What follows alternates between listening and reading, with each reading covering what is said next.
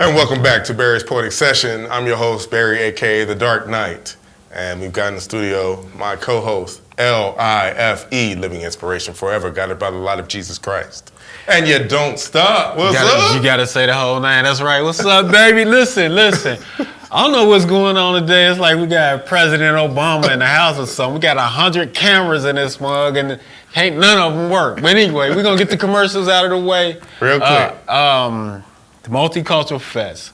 My church, the Shepherd's Heart Christian Fellowship Ministry, is having a Multicultural Fest September the 12th.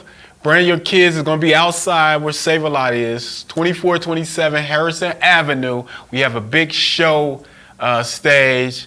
And my man right here, Deacon D.A.S, is going to be in the building. Actually, we'll be outside by Save a Lot, where Christ is going to save a lot. Hey! But anyway, that's September the 12th, and we get down like that. The introduction. It's free. Right. And free food. So I know you will be there. Hey, is there going to be pizza? Guaranteed. I know you're going to be there. So that's what's going on. Just tell your kids about it. It's free. We're going to have animals and different vendors and stuff like that. So that's what's popping. And we're ready for to get it in. Get it in today. Happy birthday to Obama, President Obama. Is that 50? Man. 54. Right. 54? 54. Man, he's doing it up. 50. And today we've got our special guest doing it up today. He first did Losing My Religion, then Triumphant, and now Otherworldly is the new Christian rapper's latest CD coming to you live. We've got Deacon D.A.S in the studio. In the building. What's up? Good to see you. First of all, man. Welcome back. Y'all get a shot of that, my man, Deacon D.A.S. One of my favorites. Used, man. You look like you used that one. I stabbed this CD so much I kept playing it, man. You are one of my favorite artists, real talk, man. And before we get in, tell the people a little bit about yourself real quick. Deacon D.A.S, Christian rapper, speaker, engineer here in Cincinnati, Ohio. Been doing it 10 years now. God is good, God is great, God is awesome to bless me with another project for your listening pleasure. Man, it's a testimony. That's what's happening, man. Testimony. So, yeah. And he's dope. He's dope. He could put some pieces together and lay it down. You know what I'm saying? So no doubt. One of my favorite. I want to say this. He's one of my favorite artists. Now you know he was on our last show. When we had our last show at Media Bridges, he came in the building. He don't know what we're gonna ask him. We asked him what was his top 5 MCs did it live last time, but guess what? He don't know what I'm about to ask him right now. What is your top 5 songs of all time? Songs. Oh my gosh. Yes. This is pressure, man. That's what we do. That's what we do. Only 5 songs. Right. That in no particular order. Right. Only 5 songs. What is your best 5 songs that inspire Deacon D.A.S? What do I think are the best 5 songs of all time, or my personal favorite? Your personal favorite. Your personal. Man, you put me on blast, man. Yeah. People want to know, man. If you heard it over and over again, it never gets tired. Or if I go to Selfish and talk about money. It don't matter. That's your opinion. It's your 5. All right. Let's see. My favorite songs all time. Man. Yeah, that's hard. That is real difficult. If you don't have no Michael Jackson in there, man, we fight. Of all time, like if you was on a secluded island, these are the only 5 songs. Wow. That you gonna make us take a break and come back with your 5 songs. We're gonna take a break. Barry, take us out, man. We'll be right back with Barry's Poetic Session. You. What's happening? This is Deacon D.A.S, DeaconD.A.S.com, Otherworldly, Cincinnati's boy, the city's pride and joy. You are tuned in to Barry's Poetic Session. Coming right at you. And welcome back to Barry's Poetic Session with our special guest, Deacon D.A.S, with his top 5 songs of all time. Go. I'm about to cop out and do it this way. Top 5 favorite songs. I'm going to start the list with Deacon D.A.'s Losing My Religion. Oh. Single. Start the list with that. We're going to go with Deacon D.A.'s Give It Over. That's number 2 on the list. We're going to go with number 4, Deacon D.A.'s Tetelestai. Put that on the list. We're going to go with, how many is that? 3. That's 3. So number 4, we're going to go with Deacon D.A.'s. Don't look, don't cheat. You don't even know your own song. I know all my songs. I'm trying to think of what would be number 4. Deacon D.A.'s. Over and over, listen, inspire. Yours or doesn't have to be yours. Just something inspirational. Over and over. He can't even do it, y'all. I can do it. It is so hard. This is a deep question. It's difficult. I thought it was going to be easy picking my 5 favorite songs that I did. So, A Star Is Born, Deacon D.A.S. And number 5, rounding out the top 5 would be also Deacon D.A.S, because this is the easiest way to do it and not feel like I'm messing something up.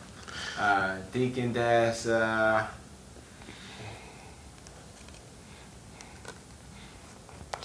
In Steps of the Just, Spirit of Fear. Wow. And there you have it, folks. It took the whole show, but we got it. And well, I mean, your number 2 song, Give It Over. Let's talk a little bit about that, because you got a video to a couple of your songs, and this one's got a video too. Yes, Give It Over. One of the songs I recorded for the new project, Otherworldly.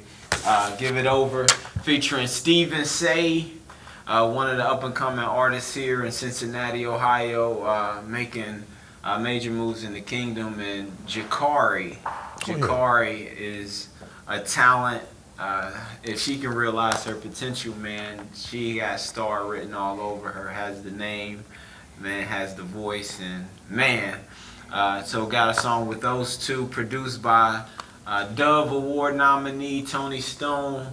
The Tony Stone's worked with great Christian artists in the past, some of the most well-known Christian artists from Lecrae, K-Drama, The Truth, Flame, Shylin. wow. He's worked with all these artists, producing Heavy hitters. and having him do a majority of the production on this album, including this song "Give It Over." I think it's one of my best songs, and I don't say it lightly, man. I like a lot of my songs. We didn't know that. I like a lot of my songs. It's one of my favorite. I think that it ministers, so it has that real life feel to it, and it's dope. Like it's dope, in my opinion. What do you think about it? You heard it. Yeah, it is dope.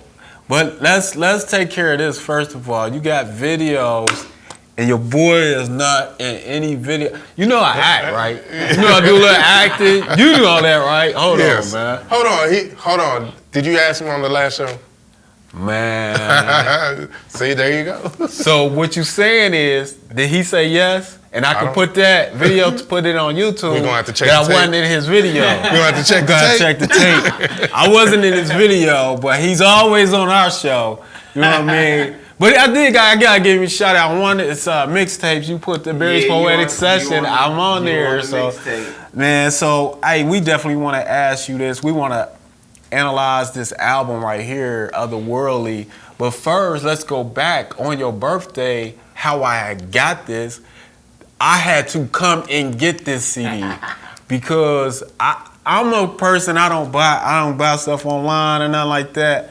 I want to have this in my hand. You feel me? Gonna get hacked by I know it ain't no. I need to have computer this. crash. So let's talk about on your birthday bash. You had a concert that was off the chain. So tell us how that went down. So I was planning on releasing the album Otherworldly back in March. that was my initial target date, to have everything done by March. And it got to March, and everything was just about done. It was done for the most part. What I have now is what pretty much was done in March.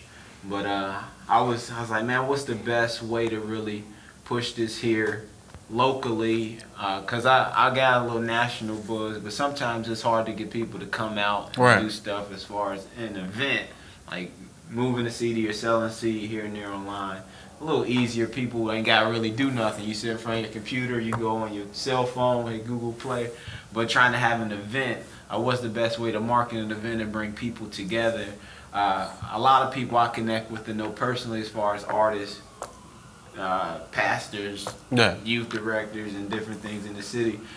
So I think like, man, my birthday coming up, it's going to be a big deal. I'm turning 30. 30, y'all. 30. Blessing. So I was like, man, I'm turning 30, so what can I do to incorporate putting an event together? I never had like a birthday party or nothing like that. So I'm like, man, I'm 30. Let's do it. Let's have a birthday, and I'll push the album back to release it with that and make it an incentive to come out. You'll re-release an album and celebrating a birthday party. So bring everybody out. And you came and you copped the CD. You look like you used it. I was in the building. It ain't still in the plastic, look used. I support you, man, because we go way back. But I do want to talk about the album. Let's talk about the album, because when I got it, I was like, wait a minute. I had to listen to it a couple times. I was like, what is he doing? The beats was crazy. I called you about the charm, but we ain't gonna get on that right now. Cause the first thing I called you, I was like, oh man, me and my brother-in-law was coming out of church, and I played.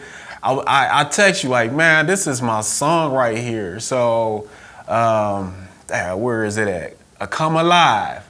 That beat and everything was just fitting together. So how did that come about? That was my favorite song at that time. At the time. At that time. Come Alive, man, I remember, man, I was sitting at work, man, and the hook just came to me. I had the beat for a while. Wow. And I never thought to marry the beat and the hook. A couple songs came like that where I had the production for the album close to a year before. Wow, really? Before a lot of stuff. Most of the songs, close to a year before I put it together. So yeah, I was planning on putting everything out in March. I think I bought most of the production the previous March and summer into the summer last year. So a lot of stuff I worked on. But Come Alive, that hook came to me, and it was different. That's a modified version of the hook, and I think it worked out better. I wrote the hook, had everything down, and my boy Papa Don, you probably remember him as J Rain here in the city. Did some stuff with Exiles, and he's pretty popular. He moved to Chicago now. He's on the west coast, the left coast, out in L.A. In the Valley, doing music and doing some acting. Cutting his chops on some Lifetime movies and stuff like that. I think he was in the Whitney Houston biopic. He was in a Whitney Houston biopic. But he came back to the city for a couple nights, and I had the hook, and I was like, man, I'm gonna put it to this beat. Called him over. He came through 2 o'clock in the morning. Wow. In the middle of the week. Dedication. Came through 2 o'clock in the morning. I wake up. My wife trying to go to sleep. We gonna be in the studio. Oh, you in town right now? We getting this done. So he come through in a major way. Laid the hook. I went over him what I had, and he was like, man, well, we could cut this out and cut this out. It's dope, but we can make it a little more simple. Let's simplify it, make it simple, more catchy. And we did that, and I think it turned out pretty dope. He put his crooning in there, got the little Mike flavor. You like Mike, that's probably why. Yeah. You like his harmonies in the background. So it's dope. I think it came together great. And right after that, then I was like, okay, I kind of got an idea where I want to go with the verses. But once he laid the hook, the verses just came, okay, we going. And that was my dope song. That was my favorite song at that time when I first got the CD. And I text you, right? If y'all just tuning in, we got Deacon D.A.S in the building. He was at our studio when we ended the show there at Media Bridges. He's back in the building with a new CD. Now, we just talked about Come Alive. We're going through the CD. Now, I'm going to tell you right now, this is the most important song on the CD, my opinion. Oh, I'm hitting the mic, I'm sorry. In my opinion, is Right or Wrong. Right or wrong. And when I listened to this, I was like, man, because there's a lot of people got metaphors and can spit or whatever. You got that, but you're saying something so profound in this time and day. I want you to explain it. Because when I listen to Right or Wrong, you coming in talking about this dude talking about why is no God, and then you come back and tell him what you. It's dope. You tell me. We talking about right now the song. You Right or me. wrong? You talking to me. Right or wrong? Tell me about it. Right or wrong? I like hearing you talk. When I put this in, man, because like I said, Come Alive was my song.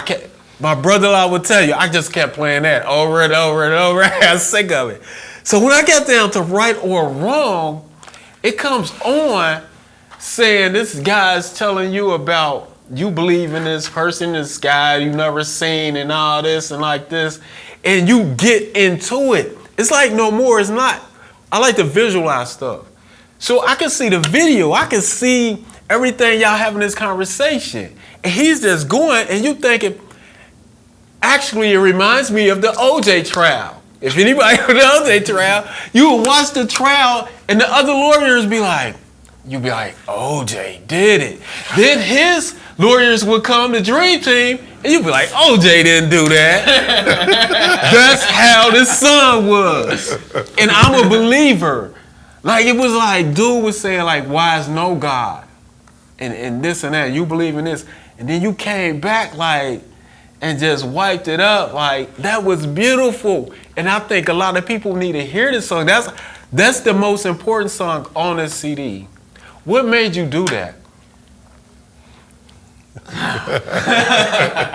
He got you. Yeah, what made me do it? I think it's in my heart. Like, I have a heart for apologetics outside of music, and I try to fuse different lines here, maybe a verse here or whatever, kind of affirming my belief and sharing what I believe as far as my doctrines and creed and the Christian faith. But in that song, I was inspired. I had the hook for a while. Another one of those songs I had for hooks for a long time. I had that hook for years and never thought to marry that with the beat. I had the beat for about a year and a half, and I never thought to marry the two. And then I was just sitting vibing with the beat, and I just start rapping, saying the hook or whatever. And I was like, oh, that's it. I'm gonna make them work. I don't know how it's gonna work, but I'm gonna marry these two. And it came together beautifully, in my opinion. The hook and the beat and the verses was inspired by, man, there's a guy I used to work with. I won't say his name. He knows who he is. But he's an atheist. And I think he sharpened my faith more than anybody, any Christian I ever know, any pastor, any other religious leader, any teacher. He sharpened my faith more than any of them. Because I remember coming to work and having debates with him. It's like, man, why you believe this? Because they found this on Mars, or this is here, or God, you can't see God, or whatever. And having these discussions with him and going home, like, man, all right, I got to study. Right. And I got to know what I'm talking about. And I was a young Christian at the time. So it's like, man, I believe in this. I believe it in my heart. But I also believe that God is a God of logic and reason. So God could be understood with logic and reason. Not just, oh, we going to understand by and by. But God is the most intellectual being we can know. Right. So he can be understood intellectually. So it's like, man, how can I combat what he's saying with real grounded facts and stuff? Right. So it had me debating with him kind of on a routine level. Like, he'd bring up this point, like, okay, well, this is my answer to this. Right. Like, he bring up this point. Well, here's my answer to that. Like when you say that part when he says there's no God, you can't see, and he said you can't. You say you walk off a cliff, you can't see gravity, Yeah, and then you can see gravity. the effects of the wind. You know what I mean? So Yeah, and a lot of it's rebuttaling Right. that and putting it into a lyric, making it lyrical. right, Was the it's brilliant. It's very smart how you did that. That's awesome. I love that, and I think that's the most important song, in my opinion. it might be On a actually one of CD. the most important songs I've ever done for our culture now. Exactly. Like the culture as a whole. I think I've done more important songs for Christians, like for the Christian, losing my religion. Right. Like if you're a Christian with a Pharisaic mindset, that may be the song for you, the most important song Right. you could hear. But for like a culture as a whole, knowing a belief in God that seems to be almost, I don't know, it seems like we holding it up in a bag with holes in it. Like it seems to be leaking, and people don't know how to defend their faith, don't know exactly what they believe, and just making it real.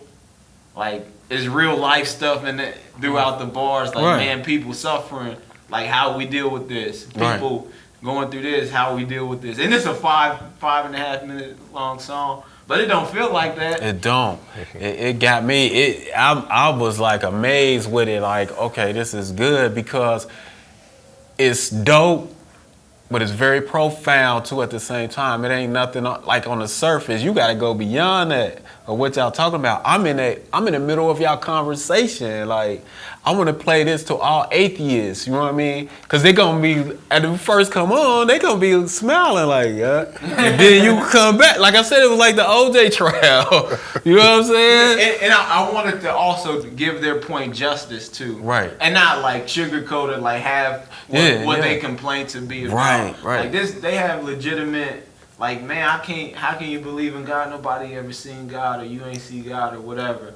Or why God let suffering happen in the world. Like, this stuff they would ask you. Right. Like, can you do a song and share their viewpoint and not share, like, real life stuff they ask you about if y'all sitting one-on-one.